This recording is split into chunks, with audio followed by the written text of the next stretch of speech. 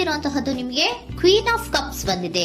ನಿಮ್ಮ ಲವ್ ಲೈಫಿನ ವಿಚಾರವಾಗಿ ಬಹಳ ಕೇರಿಂಗ್ ಅನ್ನ ಮಾಡ್ತಾ ಇರುವಂತಹದ್ದು, ಅದ್ರ ಬಗ್ಗೆನೇ ನೀವು ಯೋಚನೆಯನ್ನ ಮಾಡ್ತಾ ಇರುವಂತಹದ್ದು, ಒಂದು ಸ್ಟೇಬಲ್ ರಿಲೇಶನ್ಶಿಪ್ ಅನ್ನ ಉಳಿಸ್ಕೋಬೇಕು ಅನ್ನುವಂತಹ ಆಲೋಚನೆಯನ್ನ ಮಾಡ್ತಾ ಇರುವಂತಹದ್ದು ರೆಪ್ರೆಸೆಂಟ್ ಆಗ್ತಾ ಇದೆ. ಪಾಸಿಟಿವ್ ಬಗ್ಗೆ ಹೇಳೋದಾದ್ರೆ ಎಲ್ಲವೂ ಚೆನ್ನಾಗಿಯೇ ಇತ್ತು. ಫುಲ್ ಕಾರ್ಡ್ ರೆಪ್ರೆಸೆಂಟ್ ಆಗ್ತಾ ಇದೆ ಅಂದ್ರೆ ಜಾಯ್ಫುಲ್ ಆಗಿತ್ತು, ಚೆನ್ನಾಗೇ ಮಾತಾಡ್ತಾ ಇದ್ರಿ, ಖುಷಿಯಾಗಿದ್ರಿ, ಖುಷಿಯಾಗಿ ಓಡಾಡೋದು ಎಲ್ಲವನ್ನೂ ಕೂಡ ನೀವು ಮಾಡಿರುವಂತಹದ್ದು ರೆಪ್ರೆಸೆಂಟ್ ಆಗ್ತಾ ಇದೆ.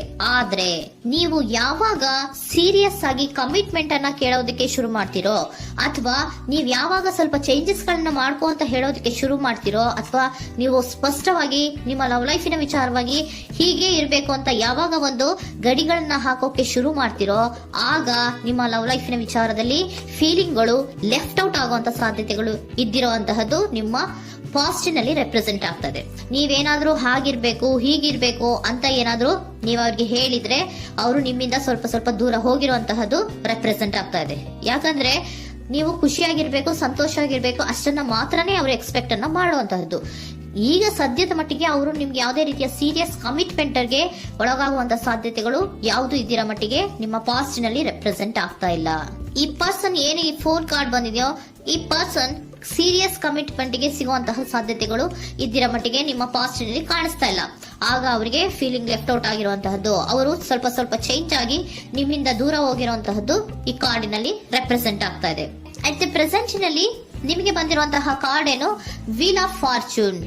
ಬದಲಾವಣೆಯ ಮಾರ್ಗವನ್ನ ನೀವು ಹಿಡಿಬೇಕು, ಅಂದ್ರೆ ಬದಲಾವಣೆ ಆಗ್ಬೇಕು. ನೀವು ಅವರು ಸೀರಿಯಸ್ ಕಮಿಟ್ಮೆಂಟ್ ಅನ್ನ ಕೇಳಿದಾಗ ಅವರು ನಿಮ್ಮಿಂದ ದೂರ ಹೋಗಿದ್ದಾರೆ ಅಂದ್ರೆ ನೀವೇನ್ ಮಾಡ್ಬೇಕು, ಅಟ್ ಪ್ರೆಸೆಂಟ್ ನಲ್ಲಿ ಬದಲಾವಣೆಯ ಮಾರ್ಗವನ್ನ ಹಿಡಿಬೇಕು. ಬದಲಾವಣೆಯ ಮಾರ್ಗವನ್ನ ಮಾಡ್ಕೊಳ್ಳೋಕೆ ಹೋಗ್ತೀರಾ, ಆದ್ರೆ ನಿಮ್ ಕೈಲಿ ಆಗ್ತಾ ಇಲ್ಲ.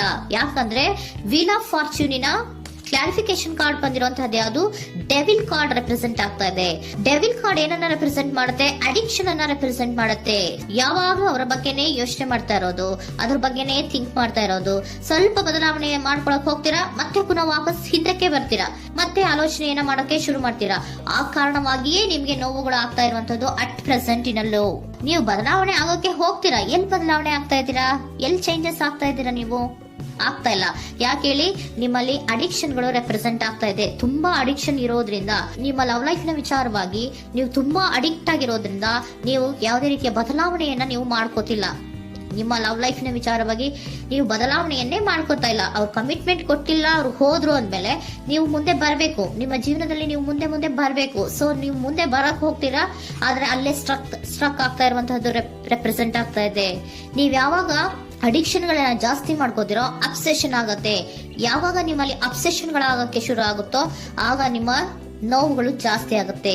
ಕಣ್ಣೀರಿಡೋದು, ನೋವನ್ನ ಪಡೋದು, ಸಂಕಟ ಪಡೋದು, ಪದೇ ಪದೇ ನೆನಪಿಸ್ಕೊಳ್ಳೋದು, ಅಳೋದು, ಆಗದೇ ಇಲ್ವೇನೋ ನನಗೆ ಅನ್ನುವಂತಹ ರೀತಿಯಲ್ಲಿ ಅಟ್ ಪ್ರೆಸೆಂಟ್ ನಲ್ಲಿ ಕೆಲವೊಬ್ರು ಇರುವಂತಹದ್ದು ರೆಪ್ರೆಸೆಂಟ್ ಆಗ್ತಾ ಇದೆ. ನೆಕ್ಸ್ಟ್ ಕಾರ್ಡ್ ಬಂದಿರುವಂತಹದ್ದು ಯಾವುದು, ಕ್ವೀನ್ ಆಫ್ ಪೆಂಟಿಕಲ್ಸ್ ಬಂದಿದೆ. ಸೊ ಕ್ವೀನ್ ಆಫ್ ಪೆಂಟಿಕಲ್ ಏನನ್ನ ರೆಪ್ರೆಸೆಂಟ್ ಮಾಡುತ್ತೆ, ನಿಮ್ಮನ್ನ ನೀವು ಗಮನವನ್ನ ಕೊಡಬೇಕು, ನಿಮ್ಮ ಕಡೆಗೆ ನೀವು ಹೆಚ್ಚು ಗಮನವನ್ನ ಕೊಡಬೇಕು. ಅವ್ರು ನಿಮ್ಗೆ ಸೀರಿಯಸ್ ಕಮಿಟ್ಮೆಂಟ್ ಕೊಡ್ಲಿಲ್ಲ, ಫೀಲಿಂಗ್ ಲೆಫ್ಟ್ ಔಟ್ ಆಯ್ತು, ಅವರು ದೂರ ಆಯ್ತು, ಹೋದ್ರು ಅಲ್ವಾ. ಸೊ ನೀವೇನ್ ಮಾಡ್ಬೇಕು, ನೀವು ನಿಮ್ ಕಡೆಗೆ ಗಮನವನ್ನ ಕೊಡಬೇಕು. ವೀಲ್ ಆಫ್ ಫಾರ್ಚೂನ್ ಅಂದ್ರೆ ಏನು, ನೀವು ಬದಲಾವಣೆಯ ಮಾರ್ಗವನ್ನ ಹಿಡಿಬೇಕು. ಬದಲಾವಣೆಯ ಮಾರ್ಗವನ್ನ ಮಾಡ್ಕೊಳ್ಳೋದಕ್ಕೆ ಹೋದ್ರೂ ಕೂಡ ಮತ್ತೆ ವಾಪಸ್ ಹಿಂದೆ ಬರೋದು, ಮತ್ತೆ ಅಡಿಕ್ಷನ್ ಆಗೋದು, ಮತ್ತೆ ನೆನಪಿಸ್ಕೊಳ್ಳುವಂತಹದ್ದು, ಮತ್ತೆ ನೋವನ್ನ ಪಡುವಂತಹದ್ದು ನಿಮ್ಮಲ್ಲಿ ರೆಪ್ರೆಸೆಂಟ್ ಆಗ್ತಾ ಇದೆ. ನೀವು ಈ ಅಡಿಕ್ಷನ್ ಗಳಿಂದ ನೀವು ಆಚೆ ಬರಬೇಕು ಅಂದ್ರೆ ನಿಮ್ಮನ್ನ ನೀವು ಬ್ಯುಸಿಯಾಗಿ ಇಟ್ಕೋಬೇಕು. ಟೈಮ್ ಇದ್ರೂ ಕೂಡ ಮತ್ತೆ ಪುನಃ ಹಿಂದೆ ಬಂದು ನೀವು ಆಲೋಚನೆ ಮಾಡುವಂತಹ ಸಾಧ್ಯತೆಗಳು ಇದೆ. ಅದಕ್ಕೆ ನೀವು ಅಟ್ ಪ್ರೆಸೆಂಟ್ ನಲ್ಲಿ ನೀವು ಆ ಫೀಲಿಂಗ್ ಇಂದ, ಈ ನೋವಿನಿಂದ ನೀವು ಆಚೆ ಬರ್ಬೇಕಂದ್ರೆ ನೀವೇನ್ ಮಾಡ್ಬೇಕು, ಸ್ವಲ್ಪ ಏನಾದ್ರೂ ಬ್ಯುಸಿ ಆಗ್ಬೇಕು, ಕೆಲಸಗಳನ್ನ ಮಾಡೋದಕ್ಕೆ ಶುರು ಮಾಡ್ಬೇಕು. ನಿಮಗೆ ಗೊತ್ತಿರುವಂತಹ ಯಾವ ಕೆಲಸವಾದ್ರೂ ಸರಿ, ನೀವು ಸ್ವಲ್ಪ ಬ್ಯುಸಿ ಆಗಿರೋದಕ್ಕೆ ಪ್ರಯತ್ನವನ್ನ ಮಾಡ್ತಾ ಇರುವಂತಹದ್ದು, ಮಾಡುವಂತಹದ್ದು ರೆಪ್ರೆಸೆಂಟ್ ಆಗ್ತಾ ಇದೆ. ಕೆಲವೊಬ್ರು ಮಾಡ್ತಾ ಇದ್ದೀರಾ, ಕೆಲವೊಬ್ರು ಮಾಡುವ ಕಡೆಗೆ ಆಲೋಚನೆಯನ್ನ ಮಾಡ್ತಾ ಇರುವಂತಹದ್ದು ಅಟ್ ಪ್ರೆಸೆಂಟ್ ನಲ್ಲಿ ರೆಪ್ರೆಸೆಂಟ್ ಆಗ್ತಾ ಇದೆ. ಇಮಿಡಿಯೇಟ್ ಫ್ಯೂಚರ್ ನಲ್ಲಿ ಏನ್ ರೆಪ್ರೆಸೆಂಟ್ ಆಗ್ತಾ ಇದೆ, ನೈಟ್ ಆಫ್ ಸೋರ್ಟ್ಸ್ ರೆಪ್ರೆಸೆಂಟ್ ಆಗ್ತಾ ಇದೆ. ನೀವು ಕ್ವಿಕ್ ಥಿಂಕಿಂಗ್ ಅನ್ನ ಮಾಡಿ ಏನೋ ಒಂದು ಆಕ್ಷನ್ ಅನ್ನ ತಗೋಬೇಕು ಅನ್ನೋದ ಆಲೋಚನೆಯನ್ನ ಮಾಡ್ತೀರಾ, ಬಹಳ ಫೋಕಸ್ ಅನ್ನ ಮಾಡ್ತೀರಾ ಒಂದು ವಿಚಾರವಾಗಿ, ಕ್ವಿಕ್ ಥಿಂಕಿಂಗ್ ಅನ್ನ ಮಾಡ್ಬೇಕು ಅಂತ. ಮತ್ತೆ ಪುನಃ ಏನ್ ಮಾಡ್ತೀರಾ, ನಿಮ್ಮ ಮುಂದೆ 2 ಆಪ್ಷನ್ಗಳು ಬಂದ್ಬಿಡುತ್ತೆ. ಯಾವ್ದು ಮಾಡ್ಲಿ, ಹೇಗ್ ಮಾಡ್ಲಿ, ಏನ್ ನನ್ನ ಕೈಲಿ ಆಗ್ತಾ ಇಲ್ವಲ್ಲ ಮರೆಯೋದಕ್ಕೆ, ಮುಂದೆ ಹೋಗೋಣ ಅಂತೀನಿ, ಮತ್ತೆ ಏನಿದು ಕನ್ಫ್ಯೂಷನ್ ಅಂತ ಮತ್ತೆ ಕನ್ಫ್ಯೂಷನ್ ಅಲ್ಲಿ ಇರುವಂತಹದ್ದು ಇಮಿಡಿಯೇಟ್ ಫ್ಯೂಚರ್ ನಲ್ಲಿ ರೆಪ್ರೆಸೆಂಟ್ ಆಗ್ತಾ ಇದೆ. ನೀವೇನ್ ಮಾಡ್ಬೇಕು, ಈ 2 ಆಯ್ಕೆಗಳಲ್ಲಿ ನಿಮಗೆ ಯಾವ ಆಯ್ಕೆ ಬೇಕು ಅನ್ನೋದನ್ನ ಫಸ್ಟ್ ಆಲೋಚನೆಯನ್ನ ಮಾಡಿ ನಂತರ ನಿರ್ಧಾರವನ್ನ ಮಾಡಬೇಕಾಗುತ್ತೆ. ಡಿಟರ್ಮಿನೇಷನ್ ಅಂಡ್ ಡೈರೆಕ್ಷನ್, ನಿರ್ಣಯವನ್ನ ಮಾಡಿ ಅದೇ ದಾರಿಯಲ್ಲಿ ನೀವು ಮುಂದೆ ಹೋಗ್ಬೇಕು. ಈ ಆಲೋಚನೆಯನ್ನ ಮಾಡಬೇಕು. ಆ ರೀತಿಯ ಆಲೋಚನೆಯನ್ನ ಮಾಡಿದ್ರೆ ಇನ್ ನಿಯರ್ ಫ್ಯೂಚರಿನಲ್ಲಿ ನೀವು ಆ ರೀತಿಯ ಆಲೋಚನೆಯನ್ನ ಮಾಡಿದ್ರೆ ನಿಮ್ಮಲ್ಲಿ ಒಂದು ಪಾಸಿಟಿವ್ ಚೇಂಜಸ್ ಗಳಾಗತ್ತೆ. ಸ್ಟಾರ್ ರೆಪ್ರೆಸೆಂಟ್ ಆಗ್ತಾ ಇದೆ, ಕೆಲವೊಂದು ರೀತಿಯ ಪಾಸಿಟಿವ್ ಚೇಂಜಸ್ ಗಳು ಆಗತ್ತೆ.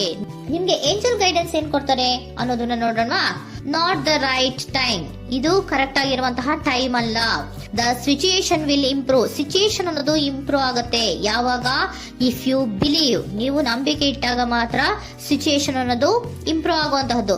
ಏನೀಗ ಬೇಜಾರಿನಿಂದ ಇದ್ದೀರಲ್ಲ, ಈ ನೋವು ಯಾವಾಗ್ಲೂ ಶಾಶ್ವತವಾಗಿ ಇರುವಂತಹದ್ದು ಅಲ್ಲ. ನಾಟ್ ದ ರೈಟ್ ಟೈಮ್, ಇದು ಕರೆಕ್ಟ್ ಆಗಿರುವಂತಹ ಸಮಯ ಅಲ್ಲ. ಸ್ವಲ್ಪ ವೇಟ್ ಮಾಡು, ನೀವು ಚೇಂಜಸ್ ಮಾಡ್ಕೊಳ್ಳೋ ಕಡೆಗೆ ಹೆಚ್ಚು ಗಮನವನ್ನ ಕೊಡು, ಅಲ್ಲಿ ಚೇಂಜಸ್ ಆಗತ್ತೆ ಅನ್ನೋದನ್ನ ಏಂಜಲ್ ಗೈಡೆನ್ಸ್ ನಿಮ್ಗೆ ಕೊಡ್ತಾ ಇದ್ದಾರೆ. Surrender your full power.